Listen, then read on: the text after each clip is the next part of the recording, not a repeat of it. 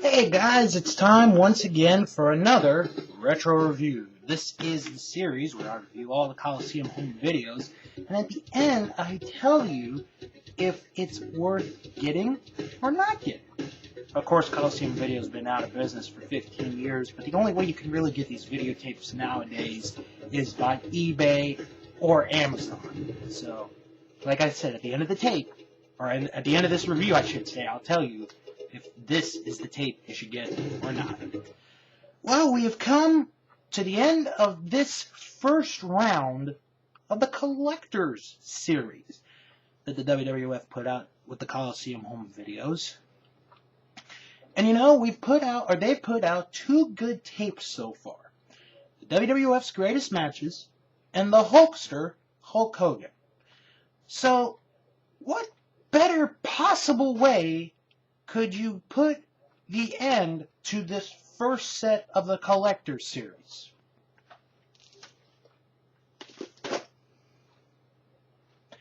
I kid you not.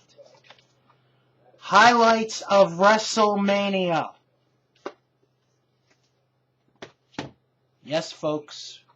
Highlights of Wrestlemania. Yep. Sooner or later, this tape was going to get reviewed. I know what you're thinking. Why am I reviewing a tape that highlights a tape that you could buy at the store? Well, this is part of the thing about reviewing tapes. You gotta review stuff that, well, even though it sounds stupid, you still gotta review them. So, here's my review of the highlights of WrestleMania. Posted by Vince McMahon. Boy, you notice the theme here, Vince McMahon doing the Collector Series? Anyway, we go through 8 of the 9 matches at WrestleMania. The one match that didn't make it on this tape, Brutus Beefcake versus David Sammartino. Really? You put a match that was somewhat okay, somewhat decent, off of this tape? Well, anyway, one of the positives that I liked about this tape is, and this review is going to be completely different, so I'm not going to go order by order of the matches that were in the tape, but one of the things that I enjoyed about the tape is the fact that you did get to see some of the endings to these matches. For example, Junkyard Dog and Greg the Hammer Valentine, Andre the Giant and Big John Studd, and yes, S.D. Jones versus King Kong Bundy. I know, it's a 30-second match, but they show you the entire match. Now, another thing that I gotta give them credit for is what some of the other matches that they put in this videotape of the highlights of WrestleMania. Like the tag team title match, the women's title match, Ricky Steamboat and Matt Bourne, Tito Santana and the Executioner. You get bits and pieces of it. You do not get every match. You do not see the conclusion of every match. You only get bits and pieces of what happened at WrestleMania. And to be honest, that's one of the things I actually liked about this tape, is if you want to see how this match ends, buy the tape. Buy the tape of the actual event. And of course, you do get to see the entire tag team match of Hulk Hogan and Mr. T against Piper and Orndorff. Now, another thing that I do like about this, 2 things. One, Vince McMahon does not narrate for every single match. Now, I don't have a problem, with the old Coliseum tapes where, they're setting up whatever match or segment's going to be on the tape. I've never had a problem with that. But when you have a tape with the highlights of WrestleMania, there should be no narrating. And I got to give them credit for that. Another round of applause there. The other thing that I liked about this tape is you don't get the interviews. You don't get the backstage stuff.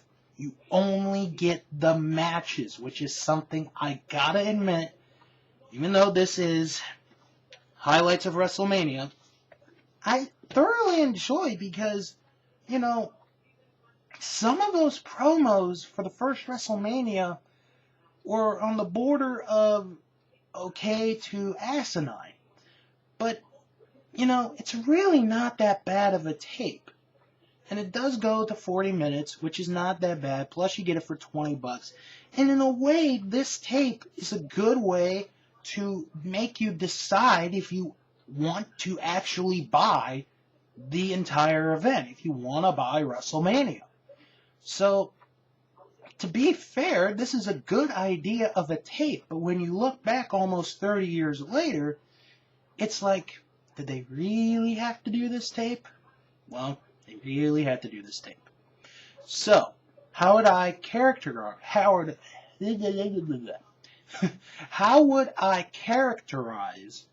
the highlights of WrestleMania? Well, it's like this. If you are one of those people like myself that is a collector of videotapes, and you can't, you gotta have this in the collection just to say, hey, I've got this weird tape from highlights of WrestleMania. If you are a fan of all the WrestleManias and you just want like a quick introduction of the first WrestleMania, this is a good tape to get. If you don't care, then don't even buy the tape. But, like I said, the marketing idea to get this tape was a good idea at the time.